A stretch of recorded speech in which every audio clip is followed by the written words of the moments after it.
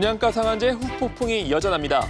적용이 되고 안 되고 도대체 기준이 뭐냐는 불만이 속출하고 이웃한 동네인데 평당 분양가가 1,000만 원 차이가 날 수도 있다는 우려까지.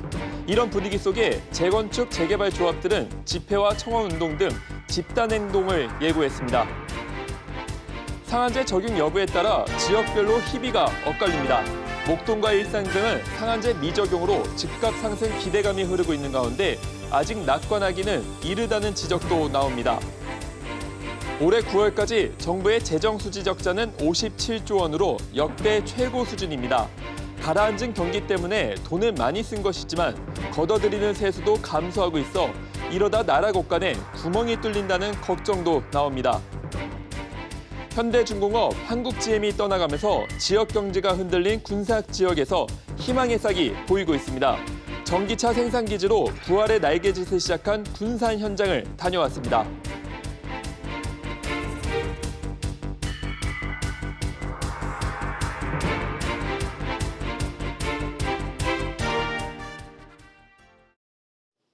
시청자 여러분 안녕하십니까? 금요일 뉴스 프리즘 시작합니다. 분양가 상한제 발표 이후 논란이 가라앉지 않고 있습니다. 길 하나를 사이에 두고 어디는 적용이 되고 어디는 안 되고 또 같은 정비사업 구역이라도 일부만 적용돼 기준이 뭐냐는 말이 나오고 있는데요. 강상 기자가 현장 취재했습니다. 재건축을 추진 중인 서울 대치동의 한 동네입니다. 세계 지구 중 제2지구는 이미 철거를 마치고 주택도시보증공사와 협의해 3.3제곱미터당 일반 분양가를 4,750만 원으로 정했습니다. 이미 분양가를 확정한 2지구와 달리 이곳 3지구는 현재 입주 절차를 밟고 있어 이 분양가 상한제를 피하기 어려울 것으로 보입니다. 이웃한 동네에서 3.3제곱미터당 분양가가 1,000만 원가량 차이 날 수 있다는 얘기입니다. 이 정도 일반 분양가 맞는데 당연히 안 좋죠. 좋은 물건을 가져와서 자연을 내려주고 지금까지 이제 관리 처분인가도 다 받고 사업이 진척이 될 건데. 서울 성수동 재개발 구역도 상황은 마찬가지입니다. 4개의 정비구역 가운데 제1지구만 이번 분양가 상한제 적용 대상에 포함됐습니다. 무슨 엉터리죠 지금. 그건 말이 안 되죠. 그는 아니 같은 그 지구 단위 구역인데 전력 정비 구역을 해서 1, 2, 3, 4가 같이 가는 거라 돼. 사람 묶여 있는 거 지구 단위 구역만 나눠져 있고. 지금 난리가 났죠. 아니 지금 조합원보다 일반 분양에서 싸지는데 그 무슨 얘기입니까? 논란이 커지자 국토교통부는 명확한 기준에 따라 적용 지역을 지정했다고 밝히면서 성수동 1지구는 후분양으로 전환할 우려가 높은 단지가 있어 지정했고 성수동 2가는 사업 초기 단계라서 제외했다고 설명했습니다. 목동과 흑석동, 과천시 등이 포함되지 않은 이유로는 고분양가 책정 움직임이 없거나 집값 상승률 등 요건을 충족하지 못했다고 밝혔습니다. SBS CNBC 강산입니다. 이렇게 정부가 설명에 나섰지만 설득이 잘 될지는 미지수입니다. 분양가 상한제가 적용되는 지역의 재개발, 재건축 조합들은 집회와 청원운동 등 집단 행동을 예고한 상태인데요. 계속해서 김성훈 기자입니다.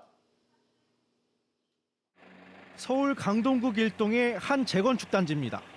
강동구에서는 둔촌동과 함께 분양가 상한제 적용이 확정되면서 불만의 목소리가 커지고 있습니다. 납득이 힘들죠. 매국도 그것도 많았잖아요. 강동 중에서도 우리 일동은 집값이 낮습니다. 그러니까 진퇴양이 아니죠. 우리.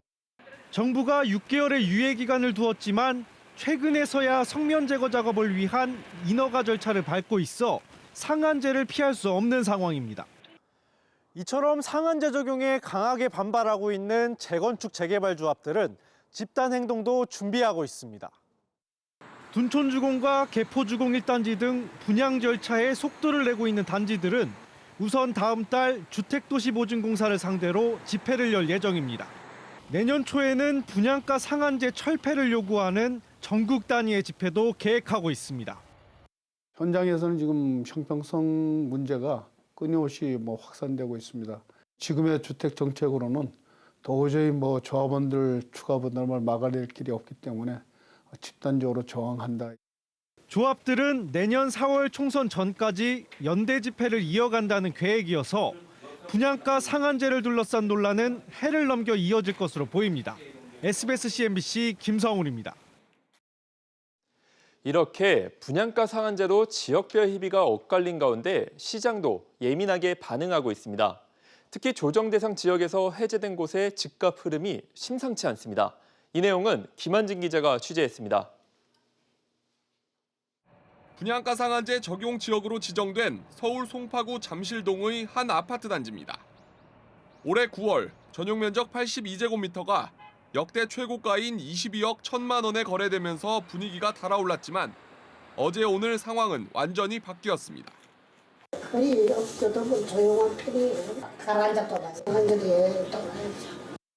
이와는 반대로 상한제 적용 대상에서 제외된 지역들은 기대감이 고조되고 있습니다. 목동의 경우 상한제를 피하게 되면서 집주인들이 매물을 걷어들이고 있습니다. 부동산 가격이 올라가니까 또 팔고 나서 더 오르면 어떨까 하고 5천 1억씩 높여서 또 내놨다가 또 안 판다고 들여놨다가 막 이런 식으로. 조정 대상 지역에서 해제된 곳들은 더 들뜬 모습입니다. 경기도 고양시 일부 지역은 매수 문의가 쇄도하는 가운데 매물을 찾아보기 힘들 정도입니다. 매물을 거둬들이는 경향이 많이 생겼습니다. 고민하시는 분들이 이제 결정을 빨리 하는 경우도 있고요.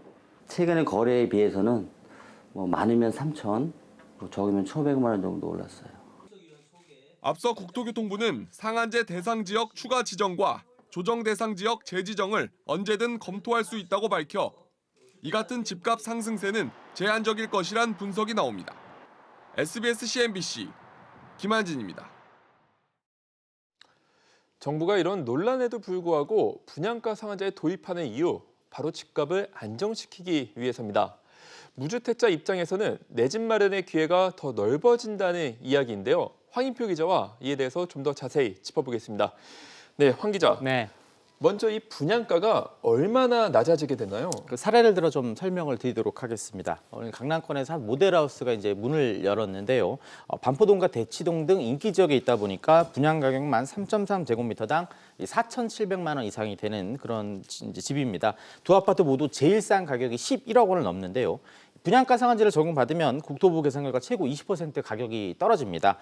보시는 것처럼 이렇게 되면 11억 원이 8억 이제 9천만 원까지 떨어지면서 그 가격에 내 집을 마련할 수 있게 되고요. 네. 이 강북권 같은 경우 더 떨어지게 되는데 이제 올해 1월 전용 면적 84제곱미터의 가격이 9억 원에 육박했던 홍은동의 한 아파트가 있었는데 상한제 적용받으면 7억 원대 초반으로 가격이 떨어집니다. 분양 가격이 또 9억 원 이하면 중도금으로 40%까지 대출을 받을 수가 있습니다. 무주택자 입장에선 자기 돈 5억 원 정도만 마련하면 서울 안에 아파트를 마련할 수 있습니다. 그런데 이 청약제도를 놓고 나이가 많은 사람만 유리한 게 아니냐, 이런 지적도 있지 않나요? 그 청약 가점이 세 가지를 좀 따져보는데 그걸 한번 좀 천천히 들어보면요. 이제 부양가족이 얼마나 많은지, 또 청약통장 가입 기간이 얼마나 긴지, 그리고 무주택 기간 이런 것들 따져서 보시는 것처럼 84점이 만점이 됩니다. 이 가족 수는 부모님 등을 합쳐서 좀 살면서 늘릴 수가 있는데 무주택 기간이나 가입 기간은 지금 바로 청약에 가입한다고 해서 늘릴 수 없는 그런 항목들입니다. 당연히 나이가 많은 50대에서 60대가 30대에 비해 더 높은 점수를 받을 수밖에 없는 구조입니다. 이 때문에 이제 그 50, 60대 당첨 확률이 더 높아지는 거죠. 이 제도 자체가 내 집을 가진 적이 없는 고령자를 좀 우대하게끔 그렇게 만들어졌습니다. 이걸 놓고 젊은 사람들이 피해를 본다. 이건 마치 수능에서 더 높은 점수를 받은 학생이 명문대에 간다는 걸 비판하는 것과 똑같은 논리입니다. 이 청약 제도의 취지 자체가 무주택 기간이 오래되고 부양가족이 많은 사람을 우대하게끔 만들어졌습니다. 그런데 저 같은 30대는 사실상 당첨 확률이 없는데 이거 괜찮은 건가요? 길이 전혀 없는 건 아닌데요. 일단 30대의 경우 결혼한 지 7년 이내면 보통 분양 물량의 20%가 신혼부부 특별 공급으로 주어집니다. 또 자녀가 3명 이상일 경우 다주택자 특별 공급 신청 자격이 따로 주어집니다. 이런 부분들을 적극적으로 놓치는 게 좋습니다. 그런데 40대의 경우 이 신혼부부 기간도 지났고 자녀도 한 명으로 적은 경우라면 네. 어떻게 해야 되나요? 사실상 서울에선 요즘 같은 상황이면 청약 당첨이 좀 불가능한 그런 상황이라고 볼 수가 있는데요. 이런 경우에는 좀 더 청약 통장을 오래 갖고 계셔서 좀 가입 기간을 늘리거나 아니면 서울 말고 수도권 지역의 신도시 청약을 노리시는 게 그나마 내 집 마련을 빨리 할 수 있는 방법입니다. 꼭 서울 등 나는 꼭 서울에 살아야겠다, 인기 지역에 살아야겠다 이러신 분들은 상대적으로 경쟁이 덜한 이 중대형의 분양을 노려보시는 게 당첨 확률을 높이는 방법입니다. 네, 잘 들었습니다. 앞으로 2주 뒤면 한일군사정보보호협정 지소미아가 종료됩니다. 하지만 양국의 입장에는 변화가 없습니다. 오히려 최근 일부 언론은 더 노골적으로 우리 정부를 비난하고 있는데요. 취재 기자 연결합니다. 최나리 기자. 네, 최나리입니다. 네, 우리 정부가 예정대로 지소미아를 종료한다는 이 입장 변화가 없는 거죠? 네, 정부는 일본의 수출 규제 철회가 이뤄지지 않을 경우 지소미아 종료에 대한 입장 변화는 없을 것이라고 밝혔습니다. 강경화 외교부 장관이 국회에서 직접 이같이 언급했습니다. 미국이 지소미아 연장을 요구하는 것으로 알려진 데 대해서는 우리 입장에 대해 분명히 설명하고 있다고 밝혔습니다. 근데 일본의 움직임은 어떻습니까? 일본도 입장에는 변화가 없습니다. 교도통신은 아베 일본 총리가 최근 한 인터뷰에서 한국 측이 한일 청구권 협정 위반 상태를 그대로 방치하고 있다고 비판했다고 전했습니다. 아베 총리는 지켜야 할 기본은 양보할 생각이 없다고 강조한 것으로 알려졌습니다. 이런 가운데 산케이, 니혼게이자이 등 일부 일본 언론은 감정 대결을 부채질하고 있습니다. 지난 4일 한일 정상 간 환담을 놓고 불의의 일격을 당했다. 한국이 과거에도 여러 차례 부품, 소재 국산화를 추진했지만 용두사미로 끝난 역사가 있다는 식의 보도가 이어지고 있습니다.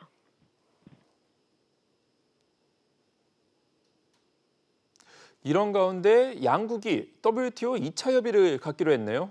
그렇습니다. 첫 양자 협의 이후 한 달 만에 양국이 마주하지만 협의 타결 전망은 불투명합니다. 산업통상자원부는 오는 19일 스위스 제네바에서 2차 양자 협의를 진행한다고 밝혔습니다. 이번 합의에 실패하면 재판 절차에 해당하는 패널 구성에 들어갈 전망입니다. SBS CNBC 최나리입니다.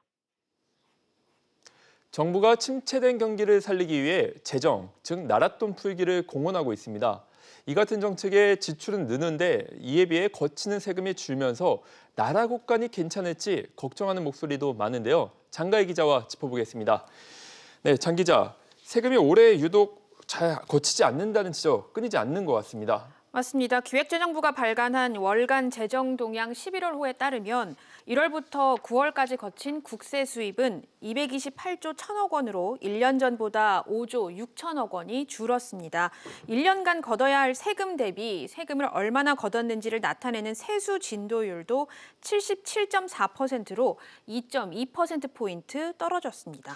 그런데 정부는 지속적으로 돈을 풀겠다 이렇게 공언을 했고 실제로도 이렇게 늘리고 있지 않나요? 맞습니다. 정부가 확장 재정 기조를 유지하면서 총 지출액이 386조 원으로 집계가 됐는데요. 무려 40조 9천억 원이 증가했습니다. 정부가 총 벌어들인 돈 중에서 쓴 돈을 뺀 통합 재정 수지를 따져봤더니 26조 5천억 원 적자를 냈습니다. 여기서 고용보험 등 기금 수지를 제외한 정부의 실제 재정 상태를 나타내는 게 바로 관리재정 수지인데요. 관리재정 수지는 57조 원 적자를 보이면서 지난 2011년 통계 작성 이후 사상 최대를 기록했습니다. 57조 적자, 정말 큰 액수인 것 같은데 이렇게 나라 곳간이 비어가는데 국민들로서도 걱정이 클 수밖에 없습니다. 정부는 이에 대해서 어떻게 대응하고 있나요? 네, 정부는 일시적이라는 입장인데요. 4분기에는 세금이 많이 거치면서 이 재정 수지 적자가 크게 줄 것이라고 내다보고 있습니다. 정부 관계자의 말을 들어보시겠습니다. 하사분기에는 국세 수입 증가 등 총수입 증가가 예상됨에 따라서 재정 수지 적자가 축소되어 연말에는 정부 전망치 수준으로 수렴될 전망입니다. 네, 여기에 정부가 올해 예산을 편성하면서 설정한 재정 수지는 통합 재정 수지가 1조 원 흑자, 그리고 관리 재정 수지는 42조 3천억 원이 적자입니다. 근데 이거 정부가 너무 낙관적으로 보는 거 아닌가요? 네, 정부의 재정 지출 확대 속도를 걱정하는 목소리가 굉장히 많은데요. 특히 정부 스스로 정한 재정 적자를 GDP 대비 3% 이내로 관리하겠다는 조항이 사실상 사문화되다시피 했다는 것에 대한 우려의 목소리가 큽니다. 정부는 2019년부터 2023년까지 국가 재정 운용 계획을 통해 올해 재정 수지 적자가 GDP의 2.2%며 내년에는 3.6%로 급등할 것으로 봤습니다. 보다 건전하게 재정 목표를 세우고 이를 달성하고자 노력하는 모습이 보여야 하는데 정부 내에서 이 선심성 지출을 계속 늘리면서 이 같은 모습이 보이지 않는다는 것에 대한 우려의 시선이 쏟아지고 있습니다. 네, 장 기자 잘 들었습니다. 국세청이 지난해 고액 체납자들의 재산을 추적 조사한 결과 총 1조 8,800억 원의 재산을 징수하거나 압류했다고 발표했습니다. 취재기자 연결합니다. 정인아 기자. 국세청이 국세 관련 통계를 통해 고액 체납자 징수 금액 등을 발표했는데요.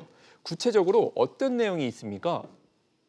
네, 국세청은 매년 12월 국세통계 연보를 발간하기 이전에 두 차례에 걸쳐 일부 항목을 미리 공개하는데요. 지난 7월에 1차 발표를 하고 오늘 2차 통계를 발표했습니다. 우선 국세청이 지난해 고액 체납자에게 징수한 현금은 9,900억 원, 압류한 재산은 8,900억 원으로 총 1조 8,800억 원의 체납자 재산을 징수하거나 압류를 가한 것으로 나타났습니다. 지난해 체납자 은닉 재산에 대한 신고 건수는 총 572건으로 1년 사이에 46%가 넘게 늘었는데요. 다만 은닉 재산에 대한 징수액은 80억 7천만 원으로 1년 전보다 8.4%가 줄었고 포상금 지급액도 8억 1천만 원으로 1년 사이에 6억 원가량 줄었습니다. 상속세나 법인세를 비롯한 세금 신고 현황에 대한 통계 자료도 나왔네요. 네, 지난해 상속세 신고 현황을 보면 자산 종류별로는 금융자산이 7,026건으로 가장 많았는데요. 금액으로는 토지가 5조 7천억 원 규모를 기록해 가장 높은 것으로 나타났습니다. 증여세 신고의 경우 자산 종류별 건수와 금액 모두 토지가 가장 높게 나왔습니다. 지난해 법인세를 신고한 중소기업 수는 총 63만 8천 개로 1년 전보다 13.7%가 늘었는데요. 업종별로 보면 제조업이 4분의 1가량을 차지해 가장 많았고요. 다음으로 도매업과 서비스업, 건설업 순이었습니다. 오늘 공개된 국세통계 자료는 국세청 홈페이지나 국가통계포털 홈페이지에서 확인하실 수 있습니다. SBS CNBC 정인아입니다. 아시아나항공 본입찰 소식입니다. 인수 가격만 보면 HDC 현대산업개발이 가장 유리한 후보라는 관측이 나오는데요. 취재 기자와 함께 짚어보겠습니다. 네, 이 기자. 이 본입찰에 참가한 곳이 모두 3곳인데 아무래도 가격에 대해서 다들 관심이 많을 것 같은데 후보들이 써낸 희망 인수가 얼마나 됩니까? 네, 인수하려는 가격 자체가 전략인 만큼 각각 얼마를 써냈는지는 공개하지 않았습니다. 하지만 시장에서는 2조 원 안팎으로 예상하고 있는데요. 3곳 중 HDC 현대산업개발 컨소시엄이 2조 5천억 원에 가까운 금액을 제시해 통큰 매팅을 한 것으로 알려졌습니다. 반면 애경 컨소시엄은 이에 훨씬 못 미친 것으로 보입니다. 일각에서는 1조 5천억 원을 안팎을 적어냈다는 관측도 나오고 있습니다. 한편 사모펀드 KCGI는 이런 가격 추정조차 나오지 않고 있는데요. 이번 입찰에 대기업을 전략적 투자자로 끌어들이지 못해서 사실상 논외가 된 모양새입니다. 그럼 결국 HDC와 애경의 2파전으로 볼 수 있는데 근데 사실 가격만 보면 HDC가 우위에 있는 거 아닌가요? 네, 이 써낸 가격의 차이가 최대 1조 정도에 이르게 되면 HDC가 확실히 우세하다고 볼 수 있습니다. 애경의 장점은 기존의 제주항공을 성공적으로 운영한 경험인데요. 인수가가 이렇게 지나치게 차이가 나면 이런 장점을 살리기가 쉽지 않아 보입니다. 아시아나는 지난 6월 말 기준 부채가 9조 6천억 원입니다. 전체 자산의 대부분을 차지하는 건데요. 때문에 그냥 파는 게 아니라 아시아나항공을 가져가서 경영 정상화까지 할 수 있는 곳에 잘 팔아야 하는 게 채권단의 입장입니다. 그렇기 때문에 큰 격차로 인수가를 써낸 HDC의 손을 들어줄 가능성이 높습니다. 그러면 이게 한쪽의 우세가 더 세다는 건데 이렇게 되면 앞으로 매각 종료까지 속도가 더 빨라지게 되는 건가요? 네, 금호산업은 어제 본입찰이 마감된 이후 일주일 안에 우선 협상 대상자를 선정하겠다고 밝혔습니다. 만약 후보들이 써낸 가격이 비슷한 수준이었다면 경영 경험이나 능력 등과 같은 요소들이 중요한 평가 요소로 작용할 수 있었을 텐데요. 하지만 현재까지 알려진 것처럼 가격 차이가 이렇게 뚜렷하다면 앞으로 최종 계약 체결까지 속도는 더 빨라질 수 있습니다. 네, 이한나 기자 잘 들었습니다. 지난달 정부는 액상형 전자담배를 사용하지 말라고 권고하면서 인체 유해성 연구 결과를 내년 상반기 내에 발표하겠다고 말한 바 있습니다. 미국에서 먼저 문제가 되니까 뒤늦게 조치가 나온 건데 사실 이 액상형 담배가 국내에 처음 들어온 게 12년 전입니다. 그런데 그동안 제대로 된 유해성 연구가 없었고 논란이 커진 현재까지도 연구진 구성조차 완료하지 못한 것으로 확인됐습니다. 김정현 기자의 보도입니다. 액상형 전자담배가 국내에 처음 소개된 건 지난 2007년입니다. 그동안 정부는 액상형 전자담배의 성분 분석만 했을 뿐 인체에 얼마나 위험한지 제대로 된 연구를 진행한 적이 없습니다. 담배의 유독성은 다 아는 거잖아요. 성분들이 일반 우리 담배에 다 거의 다 들어있는 거고 완전히 새로운 제품이면 실험도 할 텐데.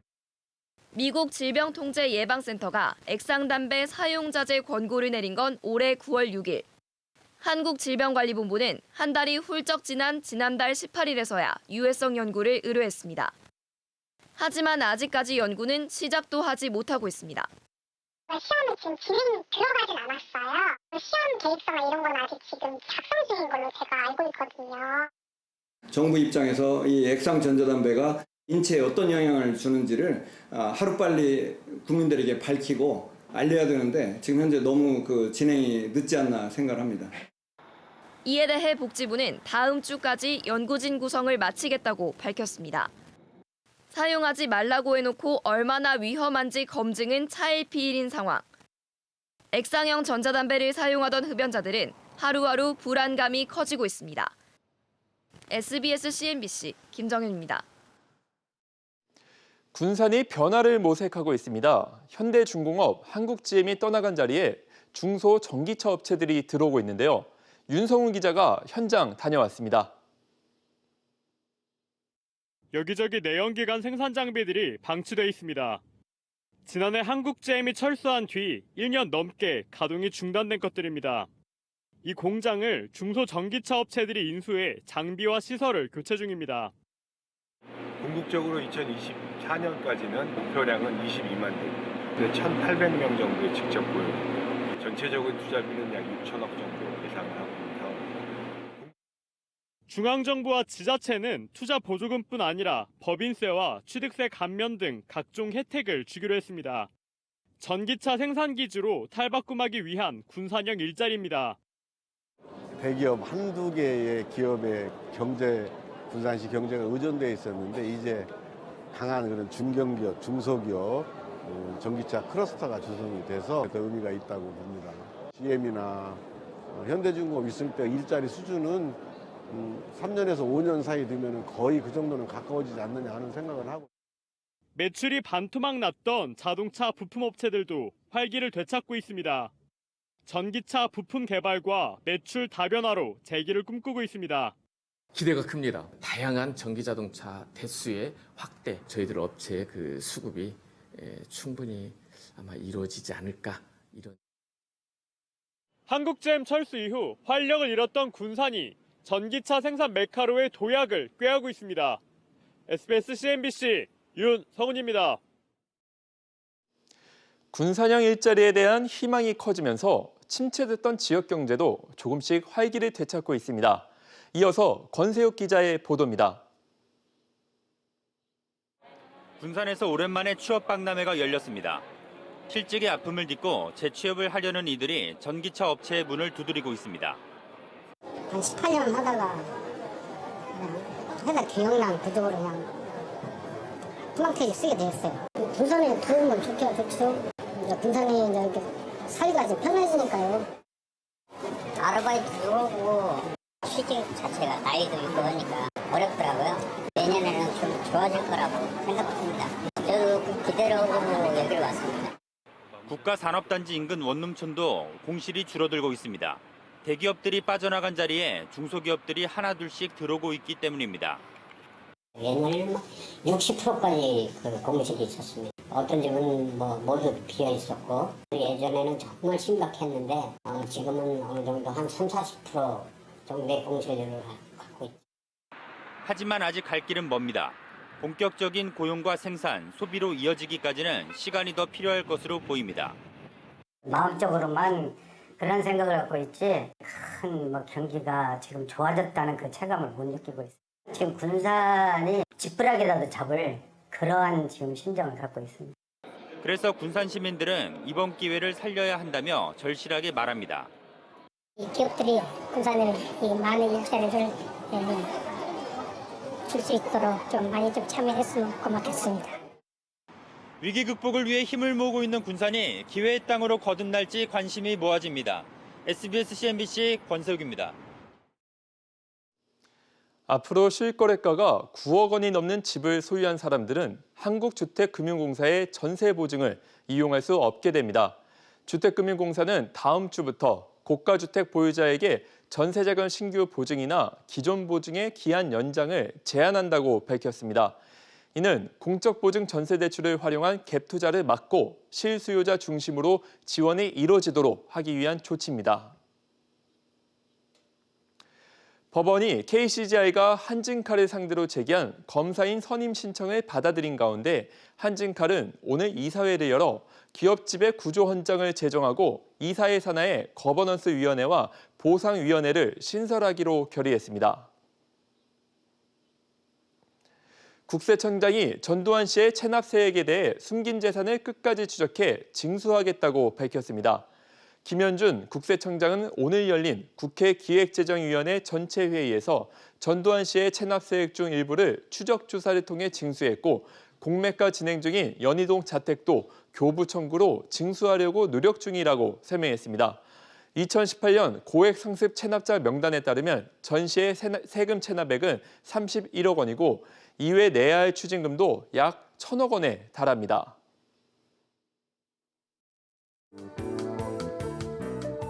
안녕하세요. K웨더 라이프스타일 예보 박유라입니다. 오늘은 겨울의 시작을 알리는 절기 입동이었는데요. 절기에 걸맞게 오늘 아침 반짝 추위가 찾아왔습니다. 서울의 기온이 1.1도로 올가을 들어 가장 추웠고요. 첫 얼음이 관측되기도 했는데요.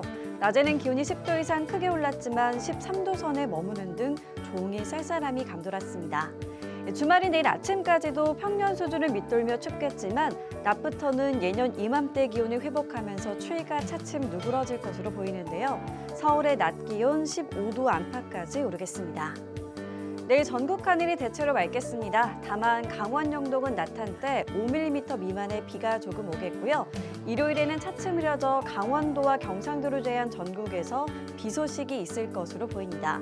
또 공기 상태를 살펴보면 토요일에는 보통 수준으로 대기질이 양호하겠지만 일요일에는 서쪽과 강원 영서를 중심으로 먼지 농도가 높게 오를 것으로 보입니다. 주말 나들이 계획을 세우신다면 일요일보다는 토요일이 더 좋겠습니다.